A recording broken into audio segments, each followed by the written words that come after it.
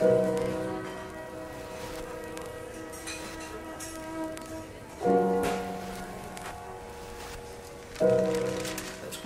var sett á fót á 90 ára afmæli Háskóla Íslands 1. október, þannig að það er alveg rétt. Hún er bara rétt nýverið búin að halda upp á 10 ára afmæli sitt. Og á þessum 10 árum hefur margt áunnist. Það er kannski fyrst og fremst það að styrkja mjög rannsóknarstarf innan stofnunarinnar og með til dæmis og útgáfu. Við höfum hafið útgáfu á ársriti stofnunarinnar þar sem að fjallað er rannsóknir þeirra starfsmanna og fræðimanna sem við stofnunina starfa og síðan hefur bara útgáfa á rannsóknarritum að öðru leyti, hún hefur elst til mikilla muna.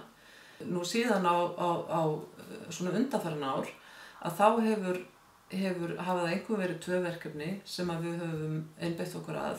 Það er annars vegar að reyna að afla fjár fyrir byggingu sem er ætlað að hýsa framtíðarstarfsemi stofnunarinnar og þá meðal annars alþjóðlegu tungumálamiðstöðina og síðan hefur verið hitt að reyna að stuðla því að það yrði sótt viðurkenningu á þessu verkefni sem UNESCO verkefni samkvæmt kategóríu 2. En nú er það mál að komast á lokastig. Það er sem sagt síðastliðið vor þá samþykkti stjórn UNESCO að stofnunin hlyti þessa viðurkenningu eða þetta verkefni stofnunarinnar og svo jafnframt er svo núna síðasta ákvörðunin tekin á ársfundi síðasta ákvörðun þetta verkefni tekin á ársfundi UNESCO sem hefst í næstu viku og stendur í 2 vikur, þannig að það er svona frétt að vænta því alveg á reynslunni. Nú, stofnunin er mikill vegvísir, finnst mér, til framtíðar vegna þess að hún er táknræn fyrir að við eigum ekki að vera einangruð hér norður í höfum og við eigum þann draum að hér rísi sérbygging sem við myndum kannski kalla málheima þar sem að hýst eru tungumálin og hægt er að ganga að tungumálunum og fá vitneskju menningarsvæðin í gegnum tungumál. Og það hefur verið ánægjulegt að til dæmis bæði það hefur verið félagasamtök, það hefur verið eins og til dæmis færeyingar þar sem að færeyska lögþingið og færeysk fyrirtæki leggja til og það hefur verið einstaklingar hér heima, það hefur verið stjórnvöld, það hefur verið félagasamtök, stofnanir, fyrirtæki og mér langar að lokum að nefna sem mér þótti nú afskaplega vænt þegar við fengum styrk frá Tjörneshreppi þar sem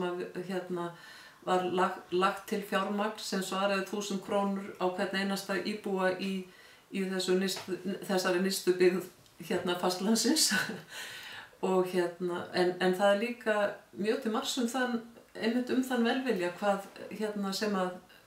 sem að Vigdís nýtur og að menn vilja gera eitthvað stórt í hennar nafni.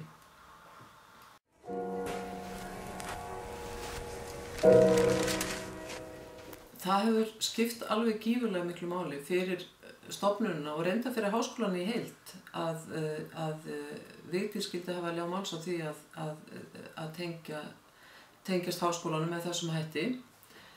Hún vekur hvarvetna athygli fyrir glæsilega framgöngu, fyrir mikla þekkingu á menningu annarra þjóða, okkar eigin menningu og svo yfirburða tungumálakunnáttu. Hún er í einu orði sagt sá heimsborgari held ég sem að við viljum flest vera og það segir sig auðvitað sjálft að fyrir stofnun sem er einmitt að vinna á þessum fræðasviðum, það er að segja erlend tungumálum og samskiptum við aðrar þjóðir og menningu þeim tengdum, þá skiptir þetta auðvitað mjög miklu máli. Hún opnar dyr, vissulega, hún hefur lagt okkur gífurlega mikið lið sjálf.